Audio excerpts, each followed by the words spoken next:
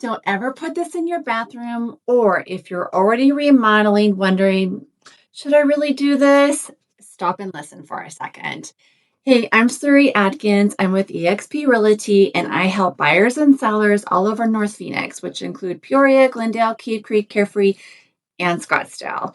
I'm in and out of homes every single week, and I want to walk you through the bathroom choices I see over and over that feel great to live with, but the choices that don't do you any favors when it's time to sell. Some of these might sting a little if you already have them, and I totally get it. Number one, skip the wallpaper, especially anything that's from floor to ceiling or with a bold pattern. And confession time, because I have to do what I say here. I have wallpaper in my own bathroom and I love it. I've had it for years. I walk in there and it just makes me feel so happy. So I get it. I get compliments all the time. But when I'm ready to sell my own house someday, that wallpaper is coming down before it ever hits the market because I know exactly what I would tell my own clients.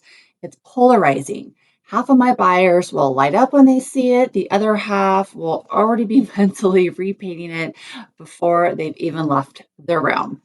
And in a bathroom, specifically, wallpaper has a moisturizing problem. So it peels, it bubbles, and once it's damaged, buyers assumes there's a bigger issue behind the wall, even when there isn't. So if you've got wallpaper in there and you love it, keep loving it. I get it. Believe me, just know it's probably coming down the week before the listing photos. Okay, number two, no carpet in the bathroom. And honestly, I'm not even going to try to be diplomatic around this one. I see it sometimes in the older house, specifically around Glendale, and I kind of get it why some folks put it in there so they don't slip. And totally fair, no judgment. But moisture plus carpet in a bathroom is just not a good combination. Nobody wants to think too hard about it. And once you do think about it, you can't unthink it. When I'm previewing a home with a client and we hit a carpet in the bathroom, it's instant conversation about ripping it out. Usually a short conversation, and honestly, because nobody needs to be talked into that one. Um, Save your future buyers an awkward face and just pull it out before you list it. Okay, number three, real wood. Solid or engineered, it doesn't belong in bathrooms. I get it. I really do. Wood floors are gorgeous. There's something so satisfying about one floor running seamlessly through an entire home with no transitions, no thresholds, just the flow. If I'm being honest, I've been tempted by it myself, but bathrooms are high moisture, high traffic spaces, and wood just isn't built for that fight. It buckles, the finish wears down, it gets porous, and then you've got stains you can't explain away. When buyers walk through and see wood floors holding up in a bathroom, they start doing the math on how long before it becomes a problem. And then that's not a feeling you want someone maybe you're showing with. Okay, number four, and I hate saying this one because marble is drop dead gorgeous. Keep it in the bathrooms, especially on the countertops. I know.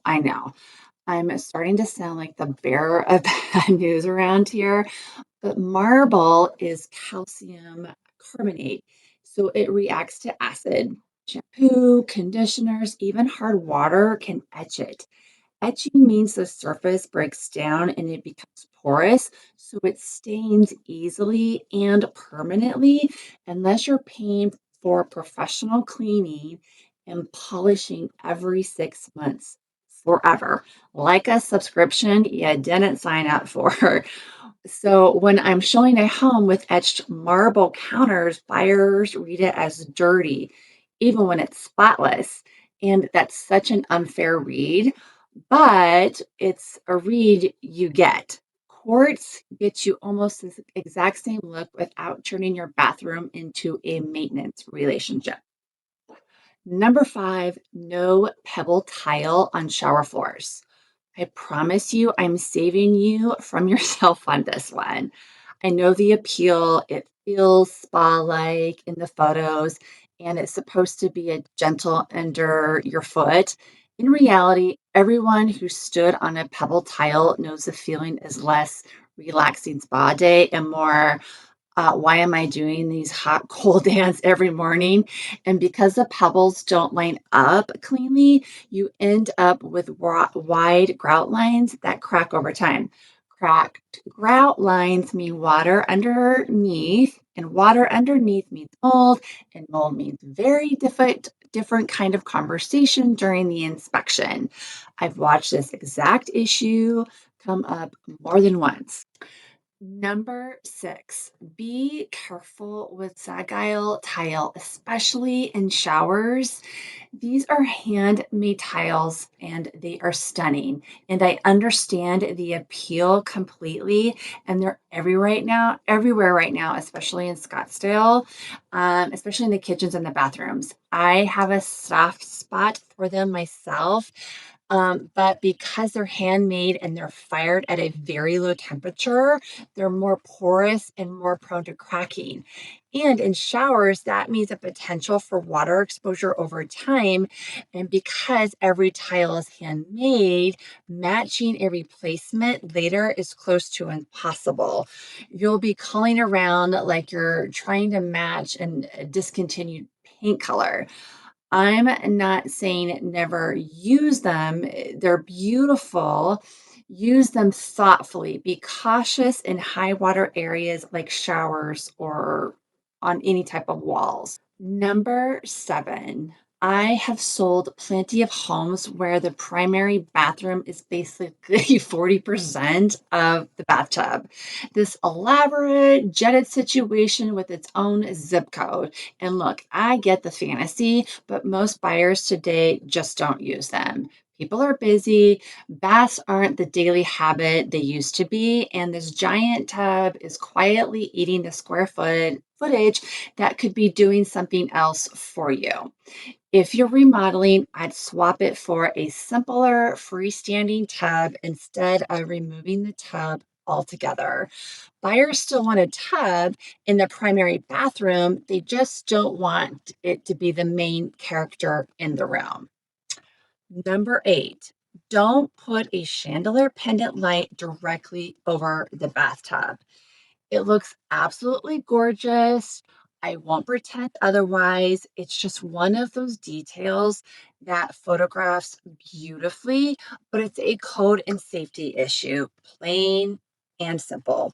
Electrical fixtures over tubs are a shock hazard and it gets flagged on a home inspection every single time.